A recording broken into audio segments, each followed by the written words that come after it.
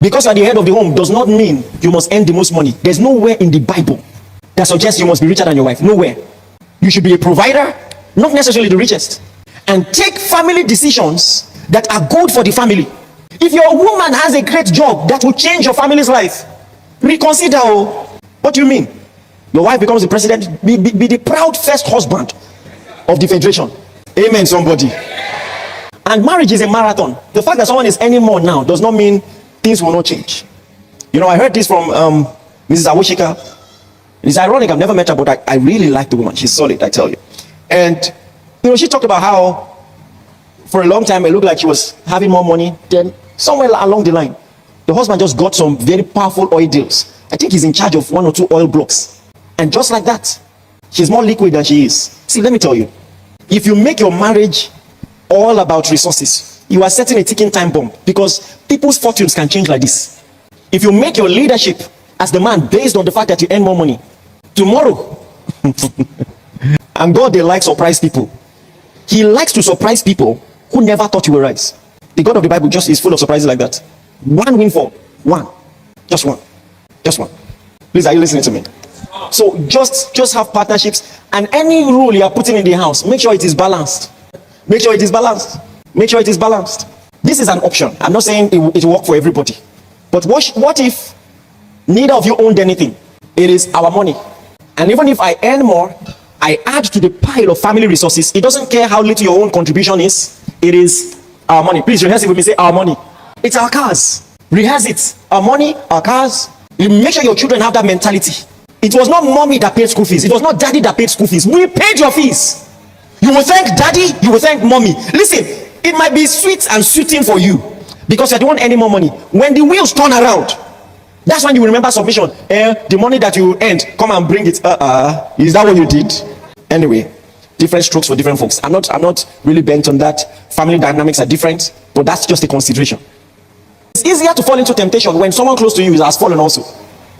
But then there is something else to consider, especially when you consider that this was the first Adam and Christ was the second Adam. If Adam did not eat the fruit, God wouldn't have had to reset all of humanity. Eve alone will die, and God can just make out of Adam a new wife. And so there are many theologians that believe that Adam ate the fruit to save Eve. Whatever you are going to do to her, you must do to me too. In his sense, he died for her. In a sense, he died for her.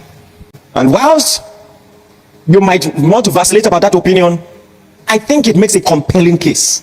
There is a level of sacrifice and empathy that is required to make marriage work. Sacrifice and empathy. Culture is setting us up for failure. There are cultural expectations that are very selfish. I know that you want a woman who looks like an hourglass. Her waist is very slim, but you want a woman with slim waist, but you want her to give birth to 5 children. Are you not wicked? How did the two go hand in hand? How do you want a flat stomach to birth 5 children for you? There are some cultural suggestions that are just wicked and unrealistic. Is it that easy?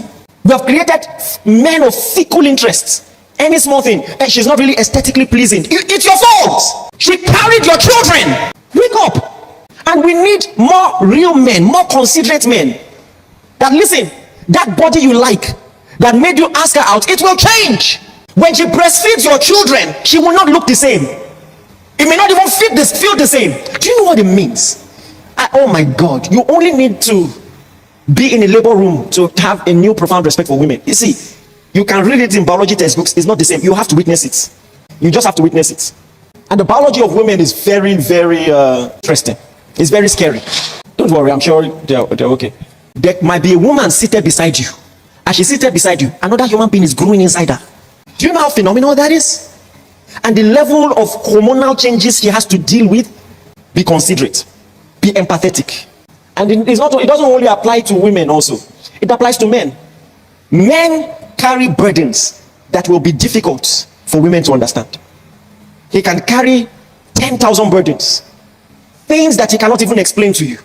It takes a lot to at least have the sense of responsibility. That the faith of your family is on your shoulder. It's a burden. And even if you think you are doing well financially, he still wants to be the one to help. It's still his responsibility. It's a burden. It's a burden. Show him support. When he comes back from work, see, master timing and master tone. It is not as he's entering after a long day at work, as he opens the door like this, complain. Don't do that. Yet you want him to feel safe around you. You want the house to be a safe haven. It won't work that way. Amen, somebody. So at the end of the day, we have to learn to bring out the best in each other.